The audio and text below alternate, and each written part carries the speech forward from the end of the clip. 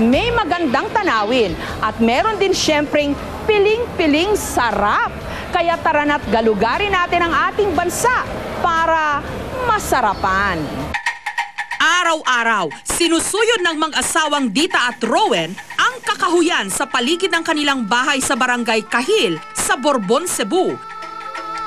Tinitiyak nilang hindi makakalampas sa kanilang paningin ang mga takyong. Isang uri ng bush snail o suso na nakatira sa mga sanga at dahon ng mga puno. Sabi mo, magkatkat pa ka ng kuwan ka ng mga kahoy niya. Ang mga bato pa imong katkatan kung naa sila, amo manggina silang kabuton kung asa sila dapat magbutang. Ang mga nahuling takyong ng mag-asawa, diretso sa kawali. Glapwa pagkatapos, adobohon ang takyong. Kailangan muna raw pakuluan ang takyong para madaling masungkit ang laman nito mula sa shell. Sunod itong aasinan para maalis ang lansa. At saka ia-adobo. Mga kuan gid ang iyang nga baho nga takyong gid siya. Ya ang baboy hawa raman siya og kuan kanang lasa kaysa lasa sa takyong. Ang simpleng takyong ang itinuturing ngayong culinary pride ng bayan ng Borbon. Ginawa na nga rin nila itong tourist attraction. Meron na sila ngayong Takyong Village. Sa park na ito, nakadisplay sa mga puno at pinararami ang mga takyong. Siguro mamaya kumakapit na sila. Yung malilit ilagay ko dito kasi for breeding yun. Bali, may ordinance naman kami, yung malilit dapat hindi kunin. So, yung life cycle nila within 3 to 4 months lang. Kung hindi ipinang-uulam, dito rin sa Takyong Village na ibibenta ng mga residente, Dapat large size. ang mga nahuhuli nilang takyong na piso kada piraso. Halimbawa, wala silang trabaho. So, instead na mag-ano sila sa bahay, pumupunta na lang sila sa sa bundok, kumukuha ng takyong. That is one of the source for income nila. Para mas marami raw ang makatikim ng gumagapang na sarap ng takyong, naisipan ni Grace na i-preserve ang espesyal na susong ito, bottled takyong. Pakuluin natin for 20 minutes. Matapos makuha ang laman ng takyong sa shell, tatanggalan muna ito ng laman loob. Tinanggal ko ang mga laman loob nito kasi mapait. Aasinan para matanggal ang lansa at saka babanlawan. Sunod namang inihanda ni Grace sa bote ang mga pampalasa at saka inilagay ang laman ng takyong at binuhusan ng mainit na corn oil. Ang bottled takyong pwedeng gawing menudo o torta. Pwede ring barbecue.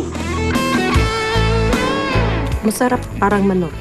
Kombinasyon siya sa anghang at saka matamis. Pasupply na kami ng mga demand sa mga taong gustong kumain ng takyong at hindi na madali masira kung buhay yun. Kasi pag dala-dala namin doon, kung gusto silang kumain, mas mabuti yung bottled kasi silyado at meron ng timpla. Pero para kay Bob, hindi lang daw kakaibang linamnam ang hatid sa kanya ng kilawing takyong. Naging lunas din daw ang susong ito sa kanyang asthma. 7 years old pa ako, meron akong hika. So pag inatake ako ng hika, may nagsabi sa nanay ko na ang takyong ay mabisang gamot sa hika. So kinakain ko, dinalasan ko ang pagkain ng takyong. Hanggang ngayon, hindi na siya bumalik, yung hika ko.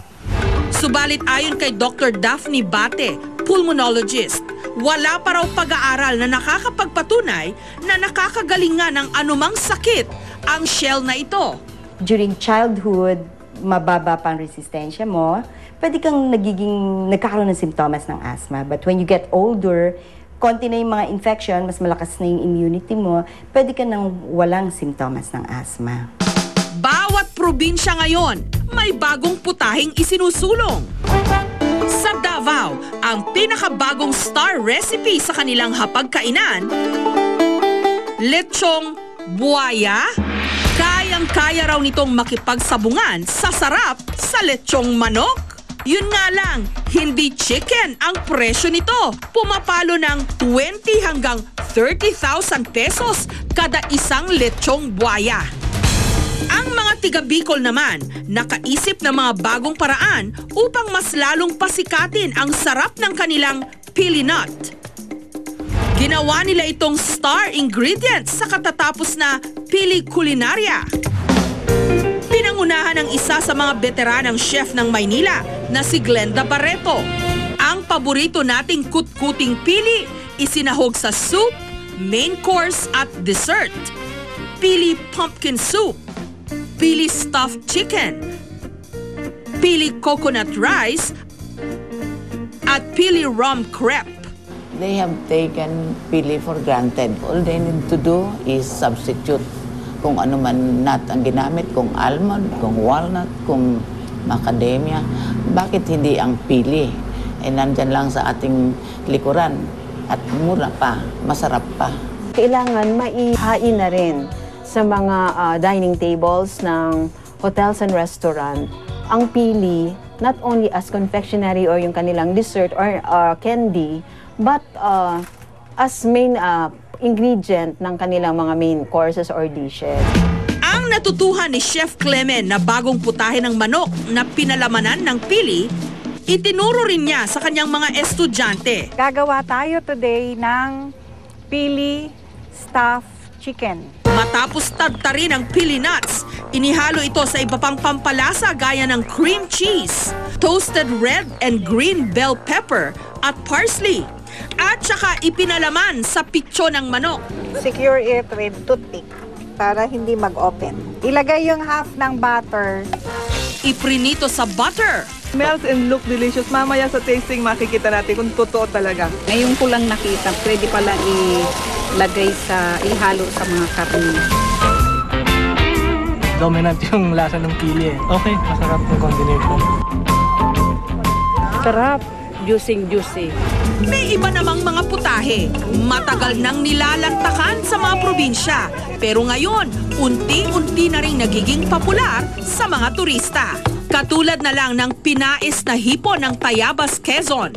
Panahon pa raw ng mga Hapon nung naimbento ito. Minana pa ni Alma sa kanyang mga ninuno. Una munang kinayod ni Alma ang alanganing buko at alanganing nyog. Pagkatapos, inihanda naman niya ang mga hipon.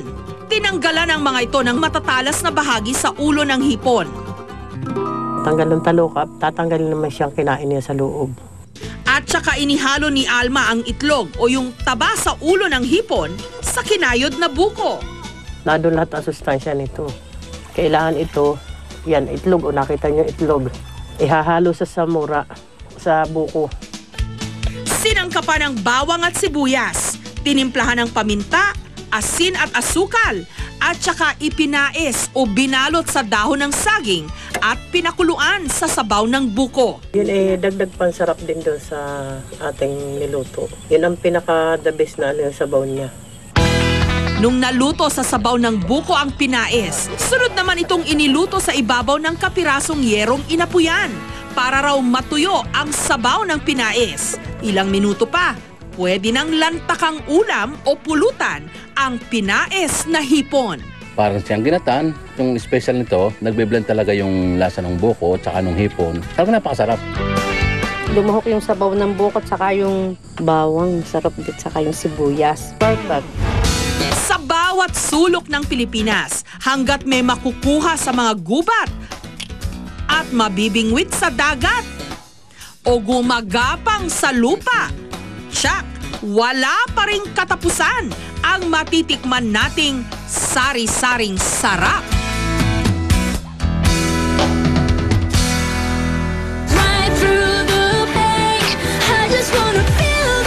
Maki-join at makisaya sa Flash Mob.